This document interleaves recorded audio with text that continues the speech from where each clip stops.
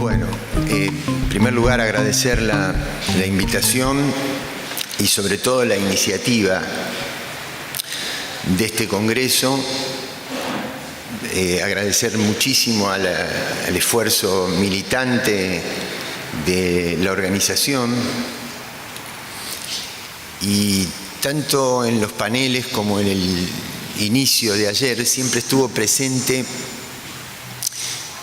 esta cuestión de conectar la política internacional con la realidad cotidiana, y teniendo en cuenta que el peronismo militante es la organización que se cargó al hombro fundamentalmente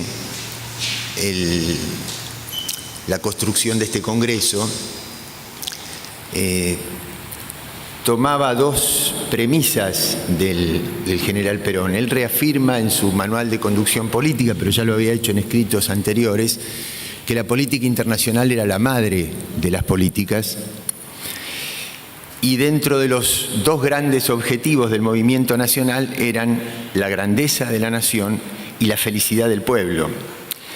Y yo creo que estos congresos tienen esa tarea de conectar la política internacional con la felicidad del pueblo. Entonces tenemos que hacer un gran esfuerzo para entender la política internacional y para traducir a la vida cotidiana de nuestros compatriotas, de nuestros conciudadanos y conciudadanas, vinculando los riesgos de la política internacional de hoy con el empleo, con la exclusión, con las posibilidades de trabajo. Y ese es en parte el papel militante de estos encuentros. Segundo punto previo, no puedo salir de la conmoción. Yo en general en casos como los de hoy no siento tristeza, siento impacto desde luego, pero no tristeza.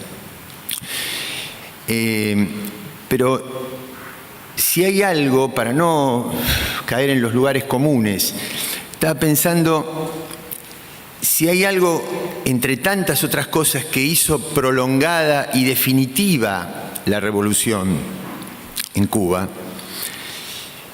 es que Fidel no solamente cambió el paradigma económico, sino que cambió el paradigma institucional. Se nos va a hacer muy difícil modificar los paradigmas económicos del neoliberalismo desde las reglas de juego institucionales impuestas por el neoliberalismo. Esta es otra cosa que vamos a tener que pensar profundamente. Y Fidel no solamente luchó para erradicar las razones por las cuales su pueblo era infeliz, sino que después de tantas horas de escritos y de discursos y de recorridas, lo que hizo fue cambiar las razones por las cuales su pueblo y una persona deben ser felices. Y sobre esto, y creo que esto está muy presente, porque yo no creo que el objetivo que nosotros debamos perseguir en nuestro diseño y en nuestro pensamiento sobre la política internacional sea que todo el mundo tiene que alcanzar los objetivos de la reproducción frenética de la ganancia, porque no alcanzaría. Creo que tenemos que cambiar los paradigmas de las cosas que nos hacen felices. Para eso, desde luego, y siempre desde la perspectiva de la política internacional, estar bien informados, acopiar información diariamente, ponderar, evaluar esa información para hacer una caracterización de la etapa, pero nunca perder de vista los objetivos, nunca perder de vista la mirada estratégica. Y esa mirada estratégica sigue siendo para los latinoamericanos, para los nuestroamericanos, para la patria grande. Depende qué pensador ustedes tomen, hay una denominación, pero estamos hablando de lo mismo.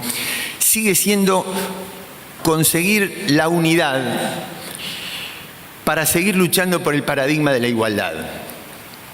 De la igualdad en todo aquello que tengamos que ser iguales y de la diversidad en todo aquello que tengamos que ser diversos.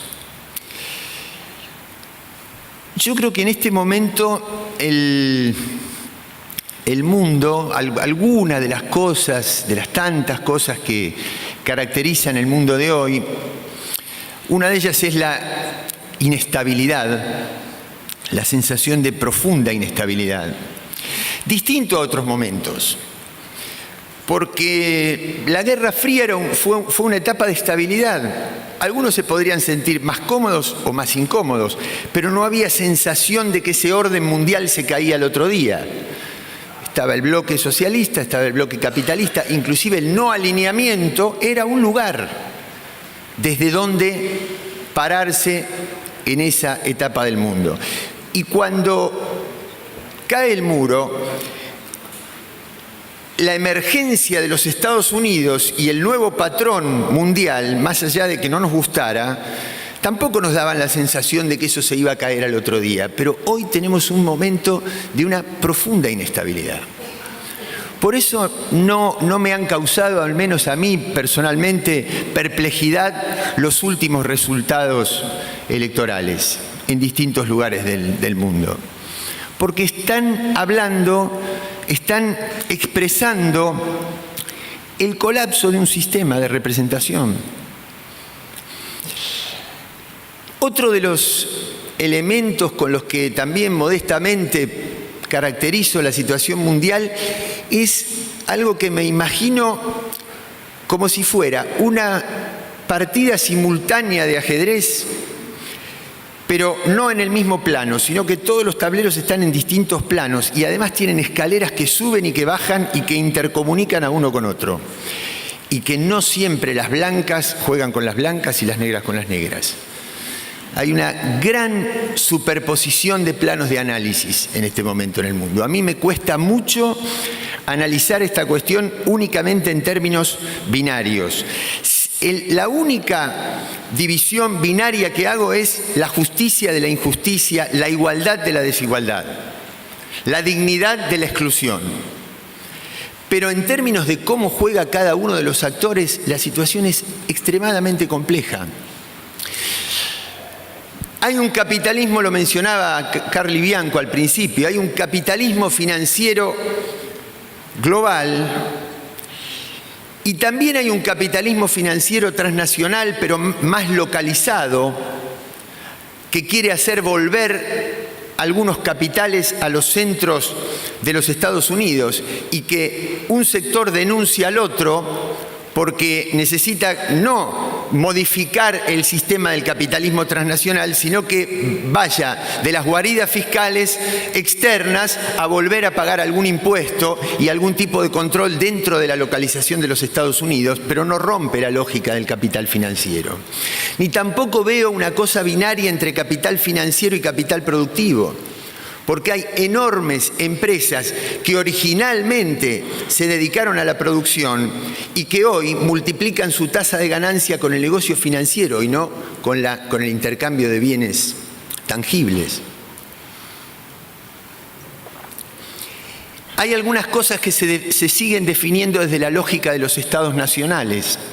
Ejemplo, podemos poner otros mejores, que se me ocurre, el acuerdo de las 5 naciones permanentes del Consejo de Seguridad más Alemania con Irán para el control de la actividad nuclear. Ahí hay una lógica de estados. Algunas votaciones en el Consejo de Seguridad de Naciones Unidas, hay una lógica de estado. La mayoría de las cosas se maneja con una lógica que no es la del Estado Nacional, sino la de este sujeto virtual que es el capital financiero. Las corrientes de capital financiero. Hay superposición porque hay fragmentación al interior de los propios estados. Hoy no podemos hablar de los Estados Unidos como un todo uniforme, no es el imperialismo norteamericano, porque los Estados Unidos tienen comunidades nuevas que han modificado la estructura de su población, pero al mismo tiempo, como lo demuestra esta última elección, la batalla de la vieja burguesía angloamericana. Y hay fragmentación al interior mismo de las comunidades nacionales. Porque si alguien pensaba que porque Trump amenazaba a los inmigrantes latinos, eso iba a llevar como resultado a una votación homogénea de la comunidad latina, eso tampoco fue así. También hay que superar ese pensamiento romántico sobre algunas comunidades nacionales. Ahí lo que expresa el voto es que los latinos que tenían trabajo votaron a favor de quien impidiera que detrás de eso viniera otro latino que le pudiera poner en competencia el trabajo. Es decir, hay una complejidad en la organización del mundo actual muy fuerte. En términos de los actores, bueno, los Estados Unidos, un gran liderazgo en los ítems fundamentales que lo sigue manteniendo, pero además rasgos de imperio que tienen que ver con la penetración militar y que tienen que ver fundamentalmente con una cuestión cultural, con la capacidad de penetración cultural. Es decir, cómo han creado ellos un sistema donde le han dado protagonismo a algunos rasgos de multiculturalidad para poder defender y preservar la estructura de la uniformidad. Es decir, tener un colla, un escandinavo y un africano comiendo comida rápida en el mismo local. Es decir, cómo avanzar en un esquema. A ver, ¿cómo plantear una cierta izquierda cultural de los Estados Unidos, determinados derechos de las minorías en políticas de salud, como podrían ser los hemofílicos, los celíacos y demás, para que no discutamos el fondo de la estructura de una política de salud? Y así podemos seguir indefinidamente. ¿Cómo hacer que las grandes empresas monopólicas vendan billetes aéreos para visitar lugares turísticos de turismo espiritual? Es decir, ¿cómo disfrazar la hegemonía cultural que es la que sostiene este sistema globalizado? Europa al borde de colapsar definitivamente por la tensión entre el sistema de poder y la sociedad civil. Hace 15 años, cuando la integración europea tenía rasgos de la vieja socialdemocracia, no de la de Tony Blair, de la de Willy Brandt, ahí integraba a la sociedad. El sistema de poder expresaba valores y necesidades de la sociedad. Desde que la Unión Europea se inclinó hacia el costado neoliberal y exclusivamente financiero, se cortó esa relación y colapsa el sistema de representación. China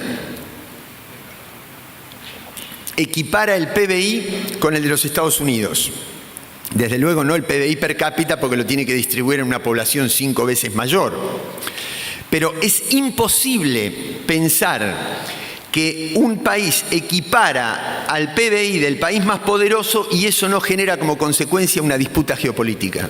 No hay forma de evitarlo. Que puedes tener rasgos de mayor confrontación o de mayor competencia pacífica y económica, de mayor interrelación, puede ser, pero hay disputa geopolítica. El tema del conflicto limítrofe que tiene en el mar meridional de China con Filipinas, con bases militares de los Estados Unidos respaldando a Filipinas, pero que después el primer ministro filipino llega a Beijing y acuerda con China, indudablemente está hablando de una disputa geopolítica que ya trasciende el plano exclusivamente de la competencia económica para ir ya a otros rasgos de la geopolítica. Podría seguir. Medio Oriente.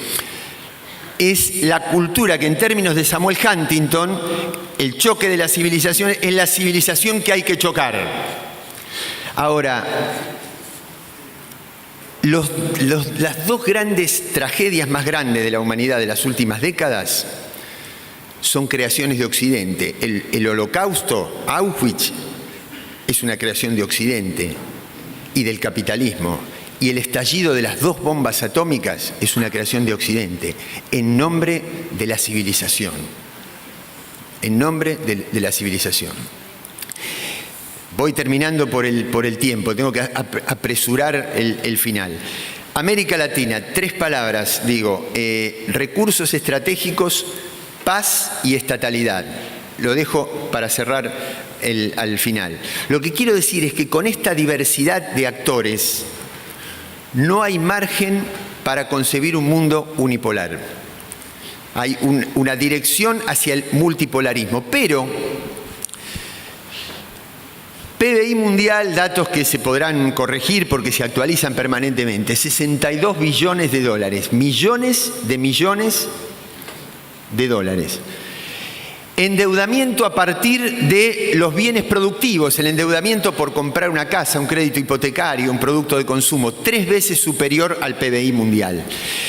La banca, exclusivamente basada en la circulación de derivados financieros, 60 veces mayor al PBI mundial. Por lo tanto, es imposible que no colapse el sistema político, porque la corriente de capital financiero que busca destruir la regulación política tiene 60 veces más recursos. Imposible. El problema es que por los últimos pronunciamientos, este colapso del sistema político, es decir, esto que hace que el Estado, en lugar de interpelar al poder financiero en nombre de la representación popular, se justifica ante su pueblo en nombre del mandato del poder financiero, no puede no colapsar el sistema de representación. El problema, y tomando otra vez la imagen de Carly, que cuando se choca con una piedra sale por donde sale, y sale por derecha, y sale por más exclusión, y sale por más fragmentación. Y ahí entonces está el papel de América Latina como universal situado. Pensar lo universal desde nuestra situación. Recursos estratégicos como nadie. Ayer lo decía Jorge Capitanich. Recursos en combustible tradicional. Recursos en combustible no convencional. Si Brasil encontró la mayor reserva offshore y los británicos gastan el 7% del PBI de defensa, del presupuesto de defensa, en sostener la base militar de las islas del Atlántico Sur, quiere decir que en el mar argentino también, porque hay continuidad geográfica, digamos, del yacimiento. Litio. Atacama, la zona más irradiada del planeta para la producción de energía nuclear. La Patagonia con energía eólica. El agua potable y la biodiversidad de Amazonia. Con una ventaja respecto de Medio Oriente, que tenemos paz y no tenemos conflictos estructurales de orden étnico ni religioso. Y con una ventaja respecto de la biodiversidad de África, que tenemos estatalidad.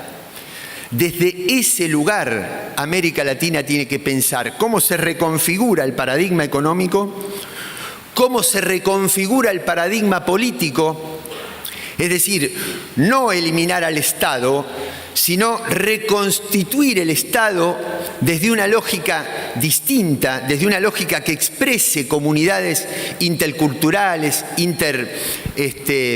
multinacionales. Ahí hay que explorar eso. Ese es volver a recuperar nuestro lugar. Y creo que América Latina tiene una gran ventaja en términos de pensar cómo se reconfiguran estos paradigmas, pero fundamentalmente luchar también para recuperar nuestra visión humanista del mundo, recuperar una política y una economía a escala humana. Si para producir 1 caloría se invierten 10, de esas 10, 3 son en la producción, 7 son en servicios. No aguanta el planeta ese derroche de energía.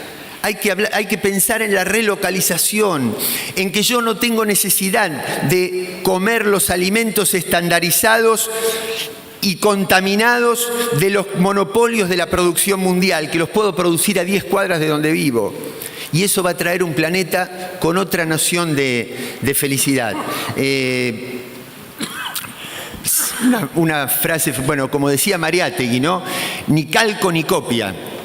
La revolución latinoamericana será creación heroica. Y una frase que creo que era del Che: para terminar con la extrema pobreza, tenemos que terminar con la extrema riqueza. Muchísimas gracias.